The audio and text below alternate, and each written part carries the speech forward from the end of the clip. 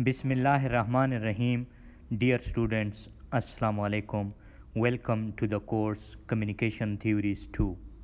Today I am going to discuss with you knowledge gap theory or a knowledge gap hypothesis.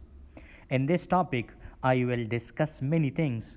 So let's start it one by one. First, you will learn what it is, then why it occurs, and finally a bit about the support and criticism surrounding it. There are confusing opinions about the phrases research gap or a knowledge gap, which are commonly used in the academic literature. How can we claim a gap? Suppose related to a particular topic when thousands of articles are already published on it. The issue of gap is one that has been commonly talked about in research, especially in the production of articles. It is one that is generally identified from a body of literature or knowledge by highlighting what has already been covered or studied. Under cover, what has not been studied are known by the time an article or thesis is being written. It is this gap identification which will helps you to highlight what the study's contribution is going to be. That body of literature or knowledge is a way of advancing the literature in the area and the body of knowledge that has been built. I actually perceive these as two different things. The knowledge gap is that which needs to be filled by new research, either because we know little or nothing. The research gap to me is a gap between the discovery of knowledge relevant to practice and the time it takes to put the informations into practice in the field. I would also say that a research gap is a problem which has not been addressed so far in a particular field. Context is not the research gap, but one that will surely indicate or it will lead you to the problem. The reason for you to do research should be a lack or an insufficient or a gap in existence literature. So there are different steps on identifying research gaps. So when you don't know where to start, the first step of conducting a study is identifying a previously unexplored area of research. Choosing an untapped area in your research field will improve your chances of getting published. But the big question is how to decide which research problem should you study first. Some researchers have clear ideas about the research problem they want to pursue. However, researchers, particularly those who are in early stage of their career, like me, they try to find themselves in a fix when they have to zero down on a research topic that is original and innovative. The best way to do this is to identify a gap in existence research in the field. So therefore, finding a research gap is the most important things to find out. So what does it mean by a research gap? So let us begin with understanding what a research gap means. When you read research papers or articles, books on any topics of your interest, you may realize that there are some areas that have significant scope for more research, but they haven't been tapped by other researchers. In other words, I should say no one has picked up on or worked on these ideas. A research gap or a literature gap, it refers to such unexplored or underexplored areas that have scope for further research. So the next is, why is it important to identify a unique research gap? So just imagine that you have completed your research work and published the findings only to find out that another researcher has already published something similar to your topic. How devastating would that be? Therefore, it is necessary to find out those problems in your research field which have not been addressed before. Not only what you would be investing your funds and resources in the right project, but also increasing the chances of your research findings getting published. There are different challenges you may face while identifying research gaps. Finding gaps and coming up with an original and innovative topics can be tricky for more than one reason. There are different challenges that you might face while identifying research gaps in your chosen area of study. The first challenge is an effort of dealing with an enormous amount of information. Here, there could be a lot of unanswered questions in an area of your interest. So, you might get overwhelmed with the number of research gaps you stumbled upon, and you will be confused about which one you should focus on. The second challenge could be the difficulty of searching in an unorganized manner. Like some researchers may find it difficult to organize the information they have gathered. One can easily lose ideas if they are not noted properly. The third challenge for you could be the hesitation in questioning established norms. Some researchers are not confident enough to challenge the existence knowledge in their field, and they may hesitate to question what others have claimed in their work. The next thing is how to identify gaps in literature. You may wonder what would be the best way to come up with some innovative research questions. Though there is no well defined process to find a gap in existence knowledge, your curiosity, creativity, and just imagination and judgment, it can help you identify it. So here are different tips to identify research gap. The first is look for inspiration in published literature. You should read books and articles on the topics that you like the most. This will not only help you understand the depth of work done by the researchers in your field, and also it will provide an opportunity to ask questions that can lead you to a research gap.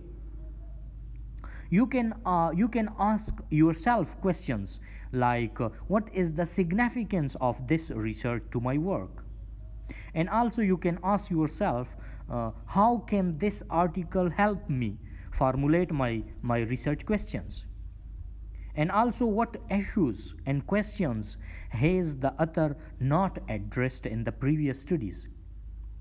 So while reading research articles, you can focus on the introduction sections. Like when you read research paper or thesis, there are different chapters.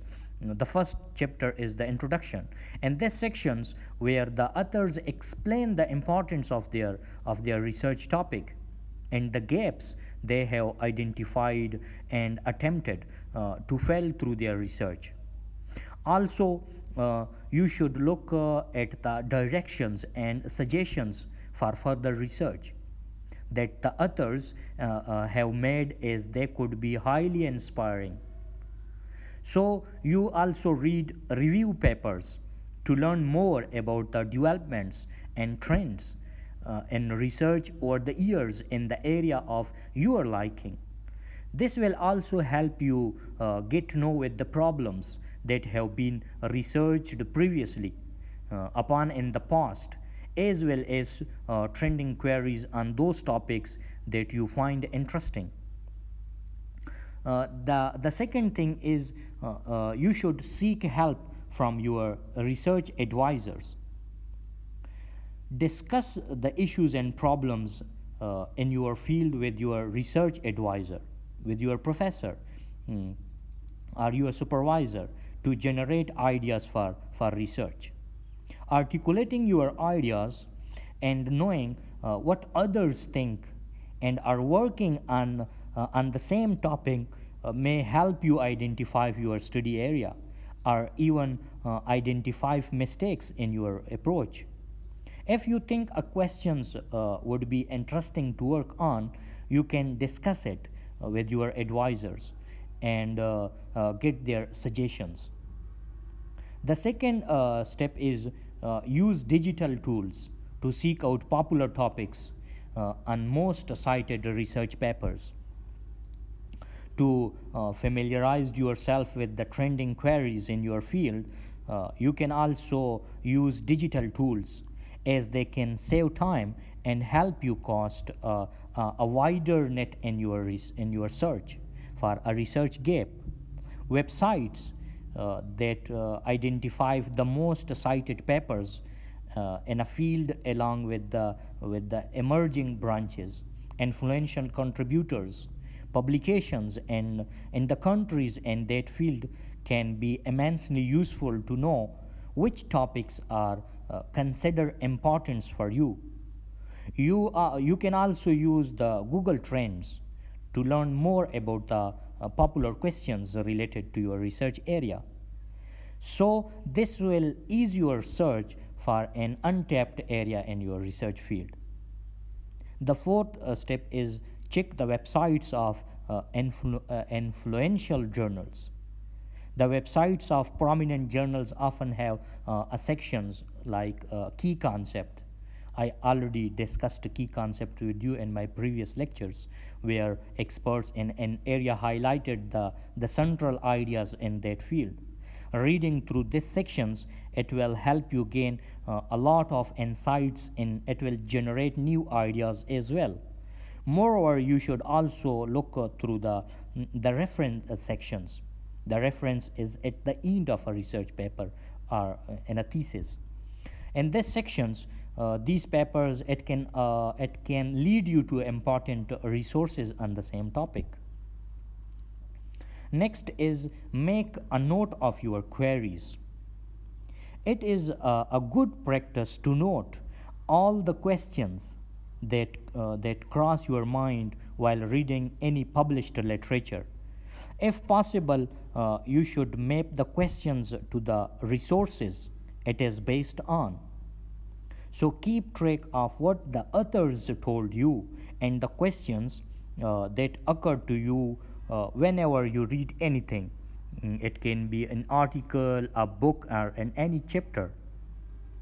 So this will also help you in ensuring that there is no unintended plagiarism in your research paper. You can use tables, charts, pictures, or tools to maintain a record.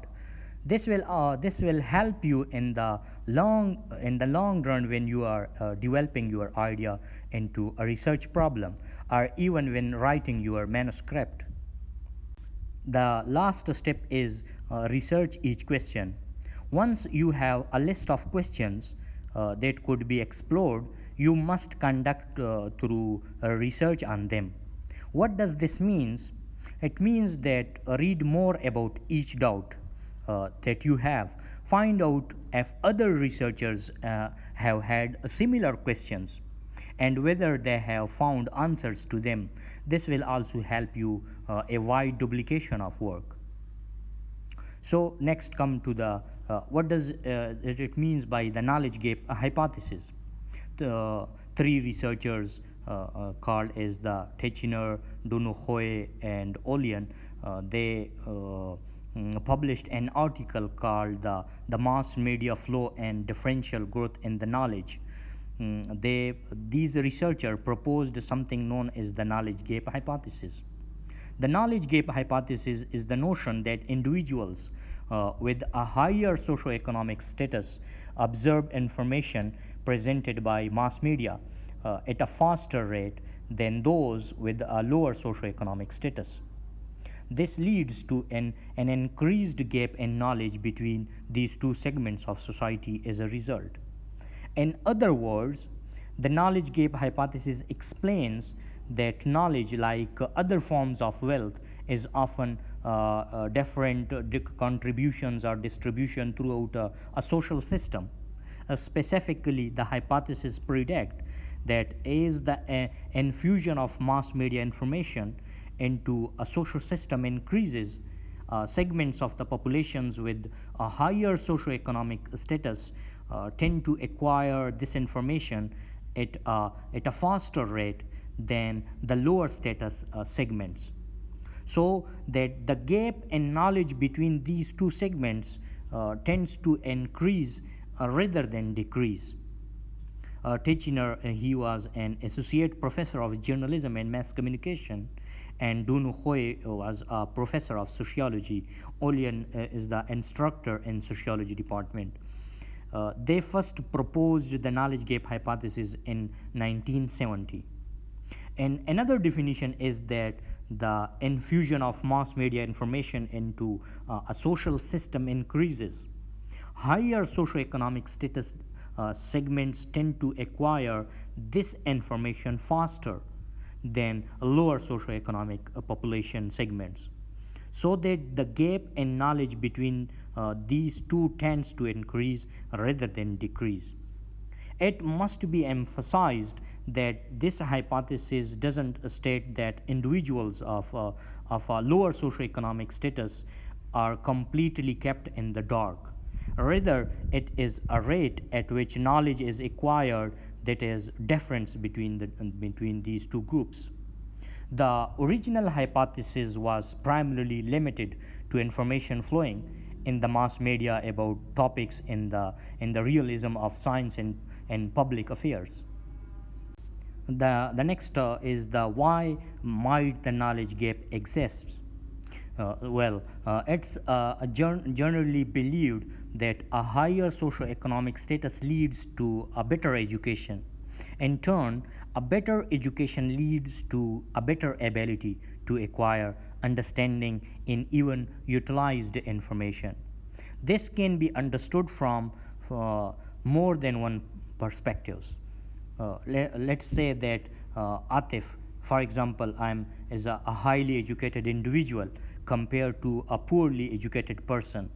So Atif will more likely be able to find out where he can get relevant informations. Moreover, when like I finds the information for looking for, so it will be more likely to have the background knowledge required to better understanding and use that information. So it's one thing to find a source of information, it's another thing to have the means by which to understand it. And so those with more educations like me are more likely to actually gain useful information from a sources, since it's a better positions to understand it from to get go. There were different criticisms and directions for future studies. The first criticism is, although the majority of research supports the propositions that the higher the education, the greater the knowledge of various topics, the knowledge gap hypothesis specifies that this relationship should be moderated by the level of media publicity a given issue receives. Few knowledge gap studies, however, treat media publicity as a variable. The second criticisms and direction for this theory is that because time trend analysis indicate knowledge differentials fluctuate over time, most one-shot studies offer a brief and potentially misleading snapshots of knowledge gaps. The third criticism on this theory is a new or a vital area for knowledge gap researchers to understand is the role of family in socialization's patterns related to learning.